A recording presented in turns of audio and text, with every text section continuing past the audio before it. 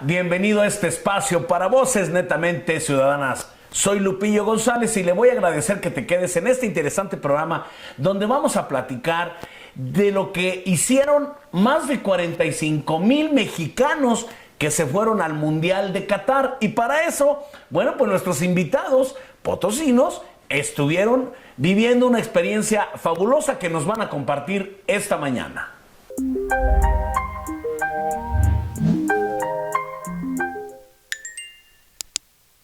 Espero haya pasado una fabulosa Navidad. Y hoy le quiero invitar para que no se me despegue y vea completito el programa de Libertad de Opinión, porque está fabuloso, está súper interesante. Hoy vamos a platicar con nuestros invitados, el periodista Omar Niño, que nos va a compartir su experiencia vivida en el Mundial de Qatar. Bienvenido, mi estimado Omar, un gusto saludarte. Lupillo, gracias por esta invitación, la tercera que me haces regresando de los mundiales y bueno, compartir con la gente esta gran experiencia que hemos vivido. Cómo no, y por acá está mi queridísimo Ricardo Pérez Amaral, gente que come, desayuna y cena de fútbol. Mi querido Ricardo, muchas gracias, una experiencia fabulosa que te tocó vivir, ahora ya más relajado como espectador. Sí, claro, Lupillo, qué gusto saludarte, y Omar igualmente, y sobre todo a tu audiencia. Pero sí, una experiencia muy bonita. Afortunadamente ya hemos tenido la oportunidad de estar en varios mundiales. Siempre el inmediato anterior es el que más te va dejando pues recuerdos, experiencias, y fue una parte muy agradable de haber vivido fútbol al 100%. ¿Cómo no? Y pues bueno, va a haber una variedad de temas que vamos a tocar y bueno, que nos van a compartir quienes estuvieron viviendo de lleno el Mundial de Fútbol en Qatar, que bueno, pues ya hace unos días terminó. Hay tantas cosas importantes que platicar, pero lo vamos a ir desarrollando. Van a ver, le aseguro que va a estar bien interesante. Primero, estábamos más o menos sacando un conteo de cuántos mexicanos se trasladaron hasta Qatar para poder disfrutar de este Mundial de Fútbol. Un país muy caro, un país muy diferente al nuestro, un país muy lejano al nuestro, pero para el mexicano no hay fronteras, no hay límites. Y me platicaban aquí nuestros invitados que sacando más o menos un estimado, podríamos estar hablando de 45,000 mexicanos que se trasladaron al Mundial. Antes de entrar al aire también platicamos más o menos cuál sería el costo, más o menos promedio, que se pudo haber gastado un mexicano para poderse ir allá en promedio, porque hubo gente que duró 10 días, otros se aventaron todo un mes, pero si hablábamos de un promedio, mi estimado Omar, ¿cómo cuánto más o menos estaríamos hablando de un promedio del mexicano en Qatar? Mira, Lupillo, la gente el Mundial se divide en varios segmentos y nosotros entramos en el primero, que es que los mexicanos siempre buscamos ir a la primera ronda del Mundial porque tenemos esa sensación de que no pudiéramos pasar. Por ejemplo, los brasileños, los argentinos, sí, los alemanes, ellos se van, tiene que ser a largo plazo. Ellos se van de la segunda fase hacia adelante. Porque ya saben que van a pasar porque saben la primera. Que van a pasar. Entonces, haciendo más o menos, yo justo el día de ayer estuve haciendo las cuentas de lo que yo me gasté y haciendo un promedio de lo que el mexicano hizo, que se aventó 2, 3 chelas en algún hotel, que entró a 2 o 3 partidos, que tuvo una estadía de unos 12 días aproximadamente y que pudo entrar a la mejor a 2 de 3 partidos de la selección mexicana. Yo estimo, no sé si don Ricardo coincida, yo estimo entre 250,000 y 300,000 pesos. Te digo, con un estándar muy normal. Pero por persona. Sí, por persona. No te vas solo. No, porque además los aviones eran, no hay vuelos directos, el más inmediato era San Luis Dallas, Qatar, pero era muy caro, entonces tenías que ir ya sea a Ciudad de México, París, y luego de París tener una estadía y ir a Qatar porque no estaban las conexiones, entonces le vas sumando esos costos. Había algunos mexicanos que se la rifaron porque les decía, oye, ¿cómo vuelas? Me decían, no, es que yo voy de Doha, se iban al Cairo, del Cairo volaban a Madrid, de Madrid, o sea, hacían una serie de conexiones para que les saliera más barato, pero mi estimación es entre 250 a 300,000 pesos, una estadía de la primera ronda, con quizás una ronda de un día de cervezas, un hotel 3 estrellas, desayunos normales y con 2 boletos de entrar al partido de México.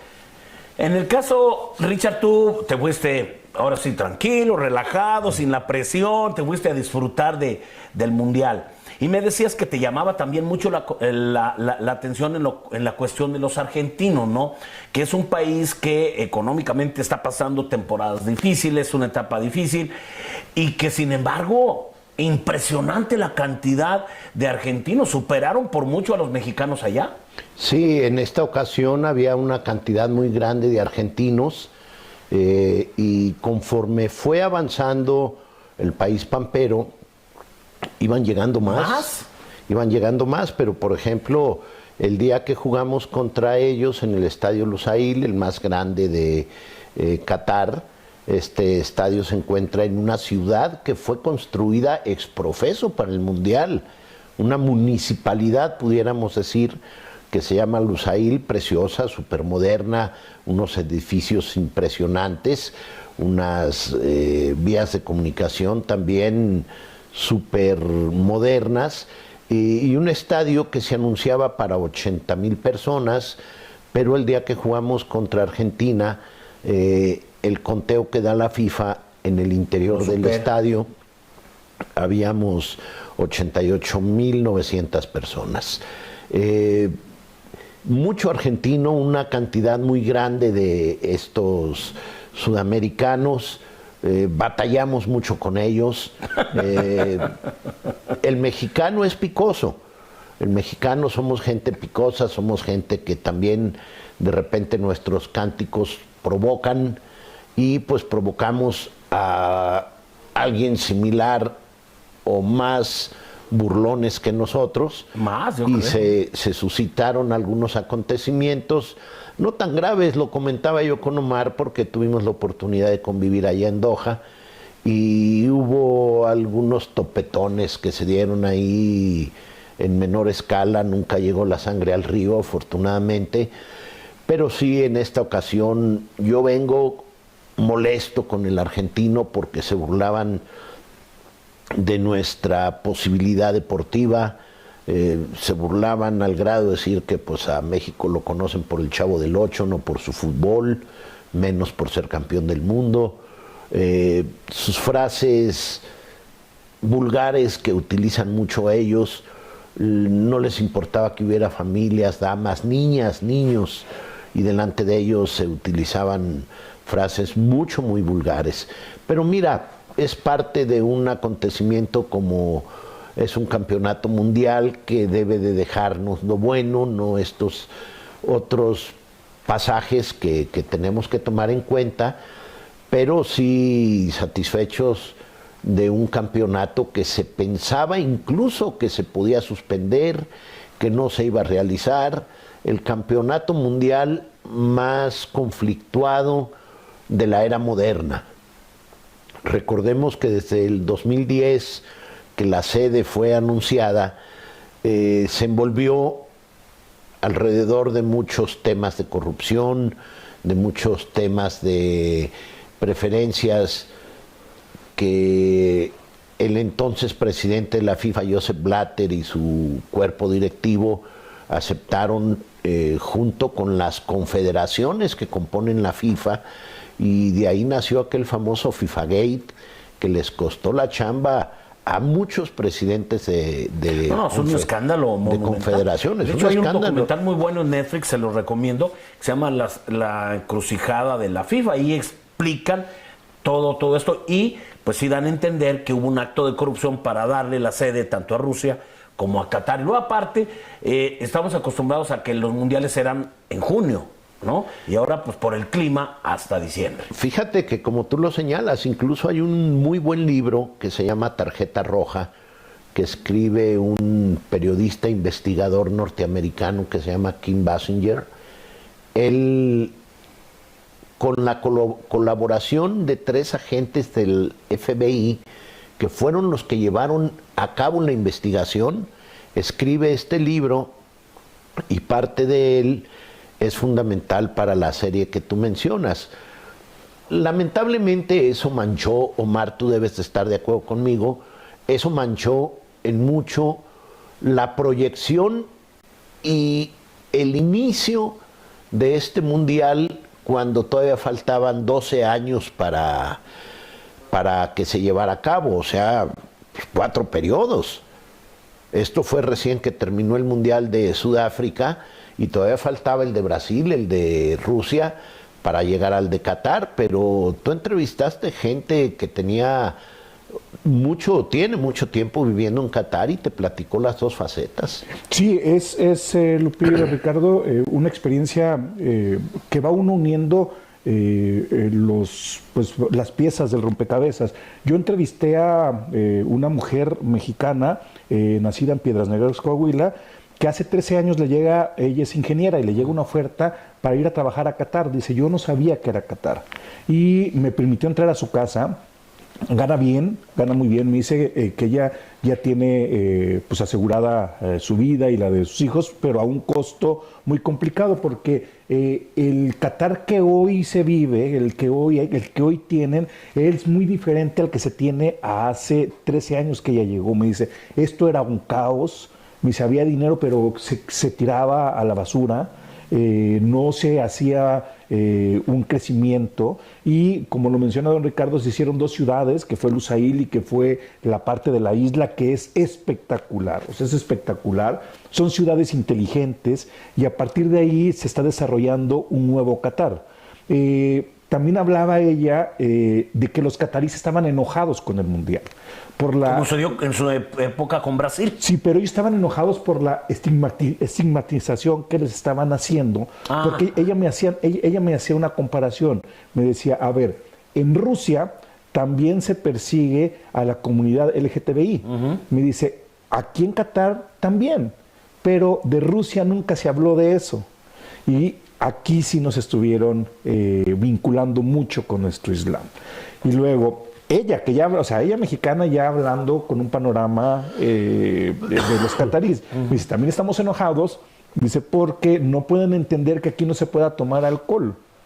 Entonces, esa es una parte que los cataríes están enojados de que el mundo entero los calificó como tal. Pero también tengo la otra versión, y también encontré, y lo tengo que decir porque periodísticamente lo encontré, también había prostitución, y por supuesto que la venta de alcohol lo único que se hizo fue encarecerla, pero uno encontraba alcohol con los taxistas en los hoteles donde estábamos hospedados, y por supuesto que también había prostitución, y esa prostitución existe en Qatar, porque yo platiqué con un inglés que a mí me llamó la atención y le digo, oye, ¿por qué hay tan pocos ingleses cuando los ingleses siempre se destacan en un mundial y siempre están presentes? Me dice, una, porque no estábamos dispuestos a pagar tanto dinero. Fíjate. 2, los ingleses. Dijo, 2, porque no estuvimos de acuerdo en que el mundial en Europa, no estábamos de acuerdo que se lo dieran a Qatar por su doble moral.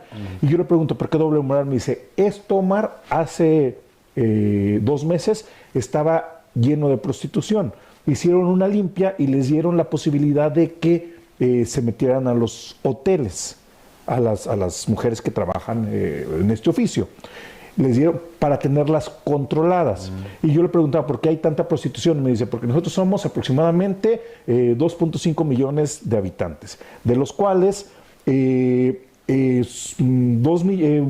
como 2 millones, un poquito menos, somos inmigrantes, y la mayoría son hombres. Entonces quedan muy poquitas mujeres, y las que hay están casadas o están comprometidas.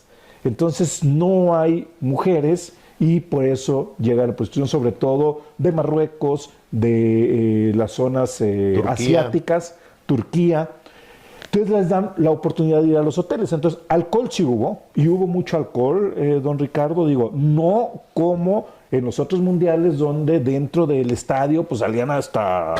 Y creo que esto va a marcar una pauta, lo platicaba con don Ricardo, esto va a marcar una pauta. A mí me gustó que no hubiera alcohol dentro del estadio. Perfecto, mi estimado Omar. Si me permites, vamos a ir a un corte y luego vamos a regresar para empezar el siguiente tema, que me gustaría que nos platiquen cuáles son esas diferencias de los últimos mundiales con lo que les tocó vivir, que creo que lo tenemos que platicar porque hay unas diferencias enormes, pero quienes estuvieron allá son los que nos lo tienen que compartir. Y obviamente pues también nos vas a platicar del personaje que traes en tu suéter. Perfecto, todo un personaje. Vamos a un corte, segunditos, y regresamos. Hola, ¿qué tal? Te habla tu amigo Guts Rodríguez, colaborando para el programa Libertad de Opinión. Hoy salimos a las calles para hacer una sencilla pregunta. ¿Qué te pareció este Mundial de Fútbol a comparación de los otros? Es una pregunta que se sale del tema que siempre se toca, como política, movimientos sociales, pero esta vez es algo diferente. Entonces, ¿a ti qué te pareció este Mundial de Fútbol? Bueno, vamos a las entrevistas. Hubo varias sorpresas por equipos que no esperábamos que llegaran a otras instancias. Por ejemplo, fue Marruecos. Ya me esperaba que ganara Argentina. Sí. Ya le tocaba. Argentina ganó con buenos méritos, la verdad, con buen fútbol. No el mejor, pero sí un buen fútbol. ¿Y de la selección mexicana? Gran decepción. Siempre he pensado que es un negocio y ahorita les falló el negocio. Por ejemplo, el equipo mexicano no iba a dar más que las gracias y iban a pasearse. Las televisoras tienen contratado hasta el tercer partido, cuarto partido, y las redes sociales realmente les ganaron. No fue el mismo tiempo que siempre, ¿verdad? De ahí en fuera creo que fue lo mismo que otros años. Pues la de México más que nada. No, de ahí en fuera pensé que Francia iba a llegar a la final, más no que la fuera a ganar, pero sí le iba a Francia de todos modos. Pensado que sí hubo ahí mano negra, pero pues después de ver el partido completo creo que no cabía dudas que fue normal, ¿no? Creo. Pues estuvo mal porque perdió México, pero me gustó ver a Francia, o sea, ver cómo estuvo la final. Obviamente yo siempre he dicho que el dinero siempre está de por medio, obviamente siempre tratan de pues sí, o sea, generar muchísimo más millones, de trillones de dinero, obviamente para beneficio propio. O sea, Bien, aquí las respuestas de los ciudadanos. Pero ¿tú qué opinas? ¿Qué piensas de este mundial? Fue en un país que casi no tiene tradición futbolera y bueno, todos sabemos de los derechos humanos, la controversia que hubo en este mundial. ¿Y qué opinas de que hubo un amaño, no hubo amaño en este mundial? Bueno, deja tu comentario para saber más.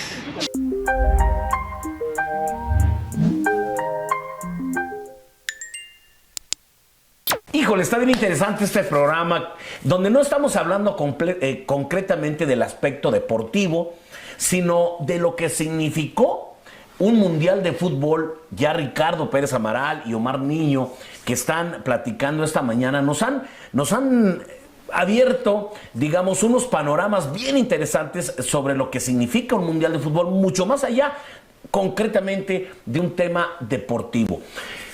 Hablando de lo que significa un mundial de fútbol, a ti ya te tocó, pues, echarte estos 3 mundiales seguiditos como corresponsal, como reportero, que andas presionado porque tienes que ir a hacer otro trabajo diferente a lo que le pasó a Richard, que ahora sí fue, ya lo vi hasta en las dunas, no, otro nivel. Pero cuando andas tras la chuleta, cuando hay que mandar la nota, cuando tienes que, hay presión.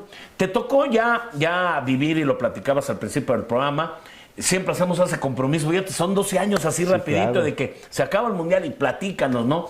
Estuviste en Brasil, un país sumamente futbolero, cálido, alegre, ahí sí es fiesta para aventar para arriba. Y luego, un cambio radical, vámonos otra vez a un país frío, con otras costumbres muy diferentes, Rusia. Y luego nos vamos a otro tercero, completamente diferente a los otros dos. ¿Qué nos puedes platicar así de manera generalizada en tu experiencia, Omar? Y luego vamos contigo, mi estimado Ricardo. En primer lugar, la diferencia fundamental es que los que fuimos a este Mundial de Qatar pudimos ver fútbol. ¿Por qué? Porque yo tengo vistos 6 partidos en mi primer Mundial, 2 con mucha suerte, más los 4 de México. En el segundo Mundial veo 5 partidos y en este mundial puedo ver 15 partidos. Y era el más caro. Claro, puedo ver 15 partidos. ¿Por qué? Porque la gran diferencia es que Rusia y Brasil, que eran países con extensiones muy amplias, tenías que volar y eso era muy complicado para nosotros. Que me platicabas. Era muy complicado porque, no por ejemplo, de viajar de Río de Janeiro a Natal, donde jugó su primer partido México, eran distancias en avión de 5 o 6 horas. Y lo mismo pasaba, por ejemplo, viajar de Moscú, de la capital, hacia, por ejemplo, Rostov o a Ekaterimburgo, que Ekaterimburgo ya era la frontera con Asia, entre Europa y Asia. Eran desplazamientos muy grandes y era como volver a viajar, era como volver a salir del país porque tenía uno que empacar y tenía uno que volar y tenía uno que llegar, entonces ya perdías 3 días ahí. O sea, la logística, terrible. Si no terrible, pues así estaban difícil, porque muy cansadas. Así estaban diseñadas las sedes. Ahora, en un solo día, a mí me tocó ver 2 partidos, don Ricardo no sé si alcanzó a ver 3, pero sí te daba el tiempo para ver 3, porque los horarios, esa es otra cosa que me llamó la atención, porque los horarios, había partidos a las 10 de la mañana, había partidos a las 2 de la tarde, había partidos a las 6 de la tarde y había partidos a las 10 de la noche. Eran más o menos los horarios en las primeras etapas del Mundial, y creo que ahí se da una de las diferencias de los mundiales. ¿Qué más puedo decir de los mundiales? Si tú me preguntas, Lupillo, ¿cuál mundial me ha gustado más a mí de estos 3? Rusia. Para mí Rusia fue un mundial que para mí estuvo bien organizado, que estuvo con mucho más ambiente tanto en Brasil más que en Brasil, sí. Y ¿qué te puedo decir de Qatar? Que la mejor porra que hubo, y mi reconocimiento a los entre 40 y 50 mil aficionados que hubo, fue la mexicana. La mexicana siempre se roba los corazones de todos los mundiales a los que va, pero para mí en este fue la porra número 1, porque cuando México se va, se siente inmediatamente, no cuando se va, desde que perdimos con Argentina, abajo, los mexicanos comenzaron a decir, ya no voy, empezamos a sentir unas malas sensaciones y comenzaron a irse a Dubái, comenzaron a vender sus boletos, el ánimo cayó completamente y el ánimo del mundial también se notó desde mi perspectiva mucho. Luego sube un poquito con los marroquíes, porque dieron la sorpresa, y el mundo árabe, que es otra de las experiencias que te comento, Lupillo y don Ricardo. El mundo árabe se une mucho, y en este caso estaban primero con Qatar, y cuando ven que Marruecos comienza a subir, todos los árabes, todo el mundo árabe. Y es un logro, nunca había llegado hasta semifinales un equipo de africano, ¿no? Claro, y algo que me sorprendió es la conectividad de Qatar. Yo he tenido problemas de conectividad para mandar mis reportajes, en Brasil estuvo terrible, en Rusia no tuve problemas, y en Qatar, que yo pensé que iban a tener la gran tecnología del mundo, batallé mucho para estar enviando. Entendemos que se les colapsó una parte, sobre todo en la primera parte del mundial se les colapsa la hotelería, no los hoteles de 5 estrellas, pero sí, por ejemplo, las cabinas que estaban rentando muy caras, y no tenían drenaje, no había agua caliente, estaban haciendo los check-in, tú llegabas a hacer tu check-in a las 2 de la tarde y te daban tu check-in hasta las 1, 2, 3 de la mañana, tenías que quedarte ahí todo el rato. En las zonas turísticas de Doha se colapsaba la comida, no había restaurantes donde tú pudieras llegar a sentarte porque estaban ya llenos, tenías que hacer esperas de aproximadamente 1 hora, y eso se entiende porque le llegó a Qatar el mismo número de personas, de turistas, a los que ellos estaban acostumbrados a vivir. Ricardo, ¿con qué te quedas de esta experiencia? ¿Te encontraste a mexicanos por allá? ¿Te encontraste a potosinos? Inclusive ustedes dos se encontraron por allá. ¿Era como te lo imaginabas? ¿Te sorprendieron algunas cosas? ¿Qué te gustó y qué no te gustó? Sí, mira, sobre todo lo que a mí siempre me deja muy satisfecho es la entrega y la pasión que el aficionado mexicano siempre tiene con su selección. Se olvida los problemas de la clasificación, se olvida los detalles de que si llamaron o no a X o Y jugador, se olvida y hasta se perdona las infamias que el técnico cometió en este proceso, y es una nueva página. Desde el primer partido, la afición mexicana se entrega irrestrictamente a su selección y lo vimos. Eso siempre te llena de satisfacción. ¿Qué no me gustó? Pues sinceramente la actuación de nuestra selección nacional, ya yéndonos a lo deportivo.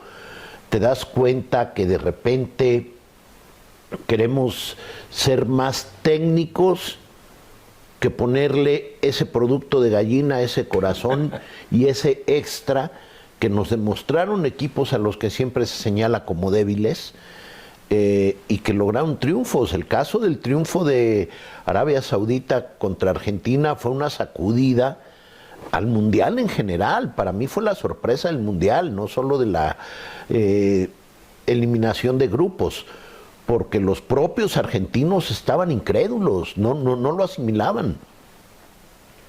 Y Arabia Saudita, pues, que es el único país que territorialmente tiene frontera con Qatar y que es un país grande, pues empezó a llegar también una gran cantidad de comunidad árabe de Arabia Saudita, primeramente apoyando a Arabia. Ya después que tienen su tropiezo con Polonia y con México, esa comunidad se agrega a los marroquíes. Los marroquíes. Y como mundial y como país, ¿qué no te gustó?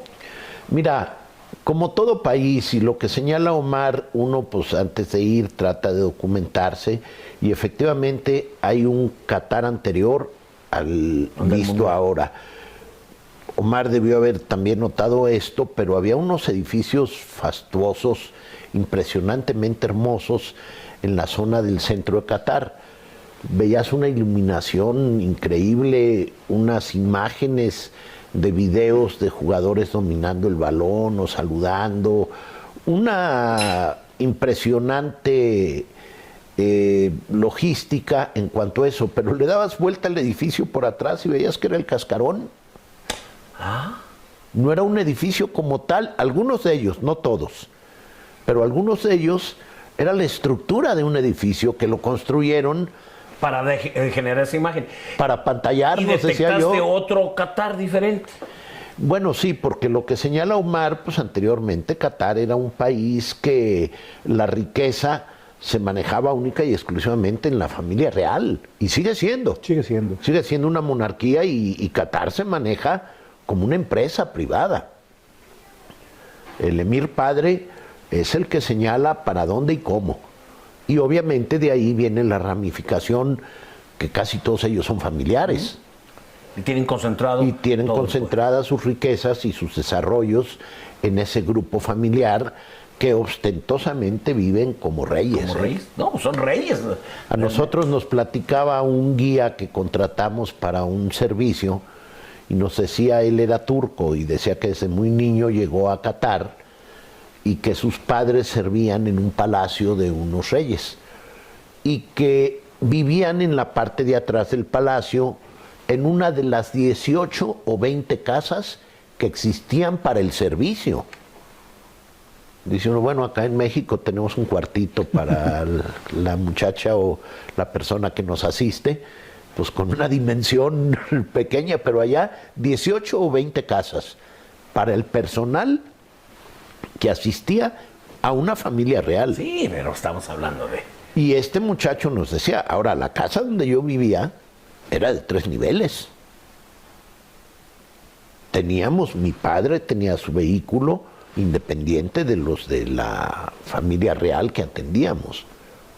Y vivíamos muy bien, baños, una casa con todas las de la ley.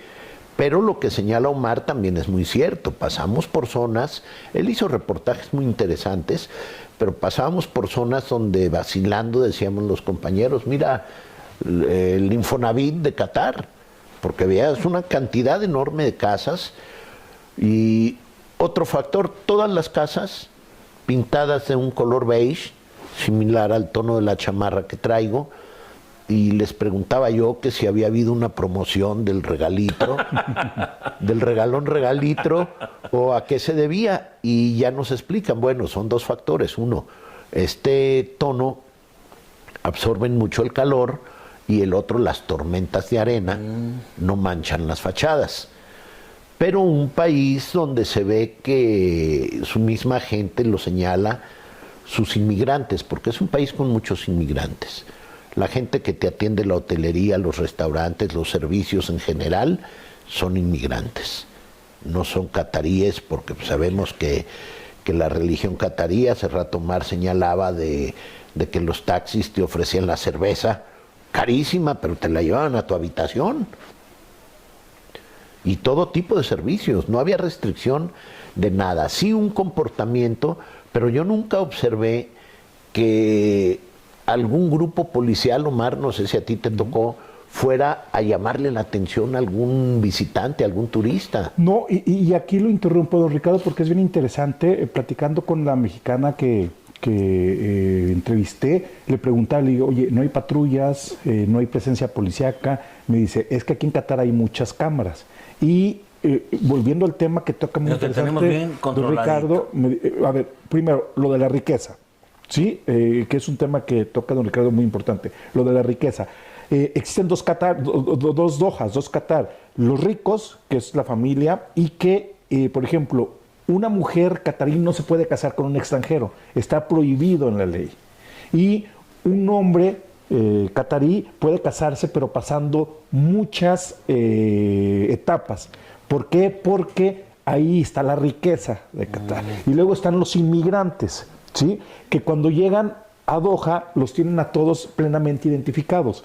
Y cualquier falta que cometan, los vetan del mundo árabe. Entonces los regresan a su país y le dicen, este tipo robó.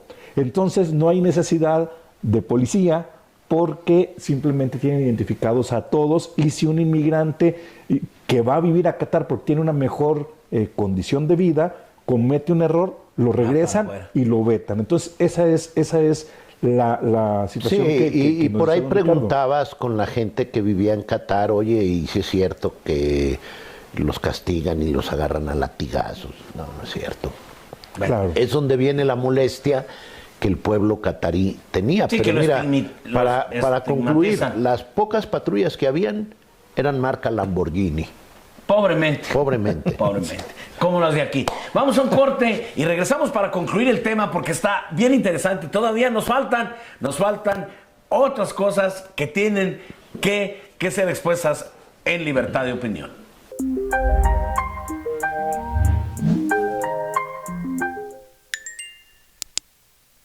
Estamos platicando con Ricardo Pérez Amaral, gente de fútbol, ha sido pues directivo de equipos de primera división, apasionado del fútbol, y el periodista Omar Niño, porque tuvieron la gran oportunidad de irse casi un mes a Qatar, conocer un mundo diferente, un mundial muy diferente. En este programa hemos estado platicando cosas súper interesantes.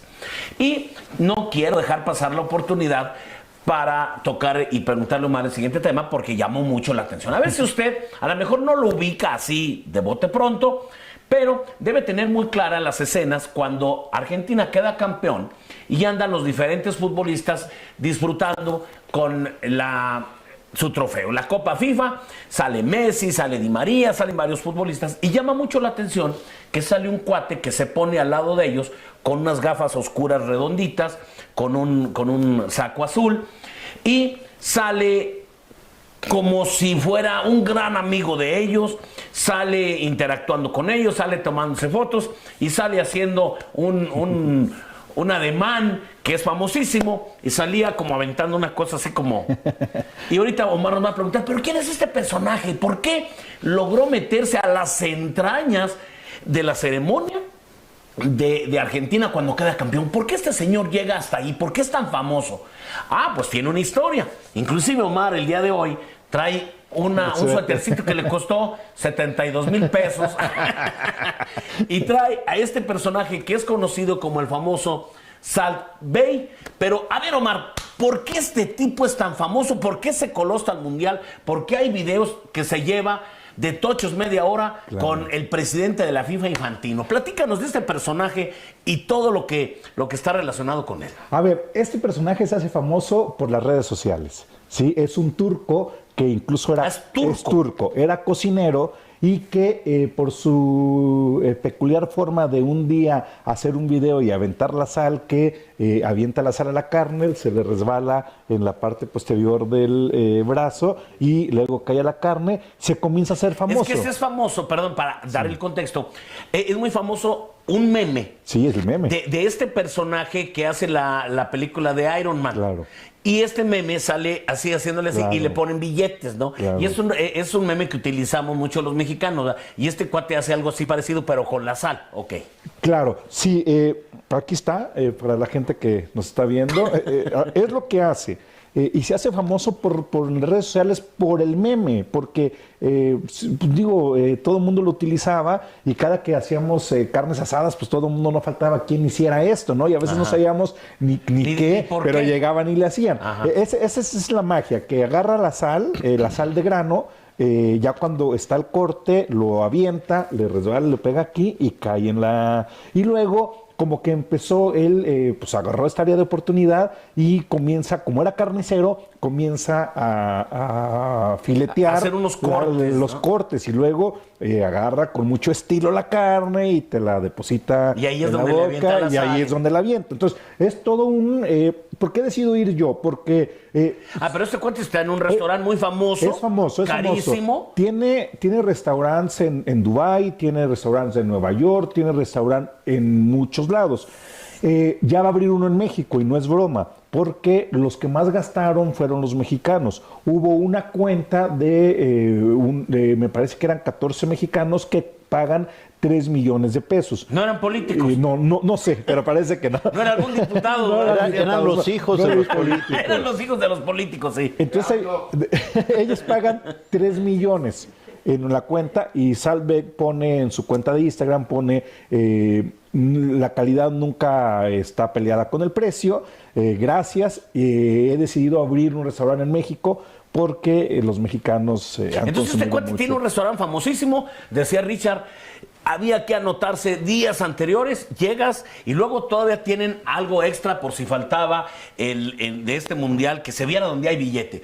Este cuate hace le ponen a la carne oro, así le llaman, sí, aunque es un oro comestible, claro, pero es parte del show de mostrar esta opulencia. Sí, el restaurante se encontraba en el hotel, no recuerdo cuál es la cadena, pero bueno, en el Marriott, me parece que en el Marriott, pero era un restaurante que estaba hecho para los visitantes del Mundial, y comienza a tener mucho auge en el Mundial porque comienzan a ir artistas y famosos, incluso fue del presidente de la FIFA, o sea, desde ese nivel, desde el presidente de la FIFA. ¿Y se hizo muy amigo de él? Sí, y los presidentes de las federaciones. Después, cuando a mí me toca ir, es después de que México queda eliminado, yo me encontré a Rodolfo Cota. Y eso que ya se había quitado el hambre. Claro. Ahí me encontré también, ahí vi a Jorge Campos. Sí, vi tus fotos, el Kun Agüero, ¿no? Entonces eran gente... ¿Lo entrevistas? Sí, yo lo entrevisto a él. Y es una experiencia, vas a vivir la experiencia, a algunos les gusta, a algunos no, algunos íbamos por... yo desde que fui dije, tengo que probar la carne con oro. ¿Por qué? Porque quería vivir la experiencia y quería contarle a la gente. ¿Y qué tiene de especial eso del oro? No tiene nada de especial, la verdad es que, aunque no lo crean, a mí me gustó. Yo probé los dos Tomahawk, el que vende normal, que es un precio aproximado de algunos 3,500 pesos, un Tomahawk normal. Un buen Tomahawk, pero 3,500 pesos. Con oro cuesta 14,000 pesos. Es el mismo Tomahawk, nada más viene bañado en... No, pues mejor póngale nada más al... Sí, nada, con una base de oro comestible, y luego en el hueso viene envuelto en lo que viene siendo papel metálico, pero también lo llenan de oro. Entonces te lo sirven y esto es algo espectacular. Cuando lo comes, sí molesta un poquito el oro. Es como si estuvieras comiendo una carne con pedacitos de papel. Y que no te sabe absolutamente nada. Y luego está la hamburguesa, que viene bañada en oro también, cuesta 2,800 pesos, la pura hamburguesa. Y aquí se andan quejando de las del Jera. Sí, va. Y es una hamburguesa que viene normal, con su pan normal, y el oro lo trae en el queso amarillo, y viene un poquito ahí el oro, y es el show que te hace, de que llegan, te prepara la carne, te la presentan, y espera unos minutos en llegar. Siempre anda vestido de blanco, él con sus gafas, y llega, hace el show, pero te lo hace en 30 segundos. Y lo tiene que andar haciendo en todas las mesas. En todas. Llega, está el mesero con el tazón de sal, se pone al lado, ya tienes la carta y dice no la toques hasta que llegue él. Llega él, avienta la sal como lo está haciendo aquí, hace el corte, agarra un cuchillo, agarra un pedazo de carne y la deposita en un solo comensal. Ni siquiera es para todos, para tener las fotos todos, solamente a un comensal. Y por eso se hace famoso, y muchos jugadores que fueron saliendo ya por sus selecciones fueron a comer a ese restaurante, y fue una gran demanda porque tenías que anotarte vía electrónica, hacer tu reserva, y no te daban más de 5 minutos para que llegaras, pero sí llegabas y tenías que hacer espera porque había tanta gente. Pero era impresionante, era un restaurante grande.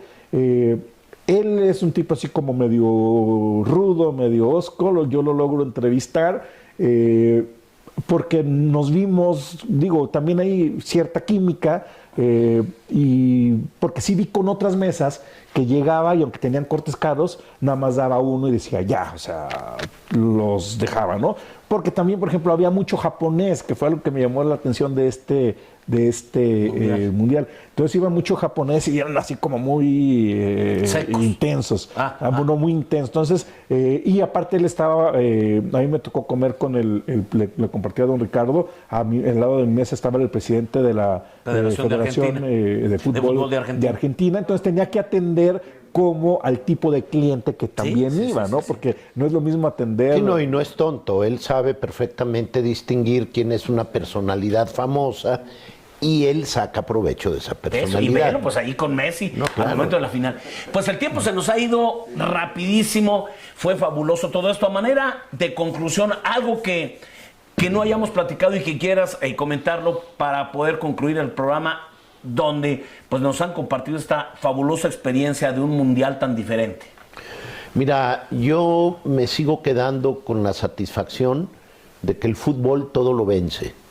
Se hablaron de 1000 situaciones alrededor de Qatar, de lo que iba a suceder, incluso por ahí alguien se atrevió a mencionar supuestos atentados y amenazas. Hubo países como Inglaterra, Argentina, Alemania, que no veías turismo alemán, no veías seguidores de Alemania. ¿Por qué? Porque ellos manifestaron su inconformidad. De hecho, el equipo hizo una manifestación también cubriéndose la boca, pero no veías alemanes dentro del turismo de aficionados. Todo esto. Sí. Se señalaron muchas situaciones incómodas. Se llegó a señalar incluso en la gran final, que para mí es una final apoteósica, donde realmente se demuestra que el fútbol sale victorioso, porque al medio tiempo las redes sociales nos estábamos comiendo al árbitro y nos estábamos comiendo a Francia. Que Francia se tenía que morir de algo, que no reaccionaba, que era un equipo timorato, y por otro lado que el árbitro estaba favoreciendo Argentina porque era un acuerdo de que tenía que quedar campeón Lionel Messi. Conforme fue transcurriendo el partido y fue reaccionando Francia, nos dimos cuenta que no había ninguna componenda, porque no puede ser que a un equipo que supuestamente quieres favorecerle marques 2 penaltis en contra.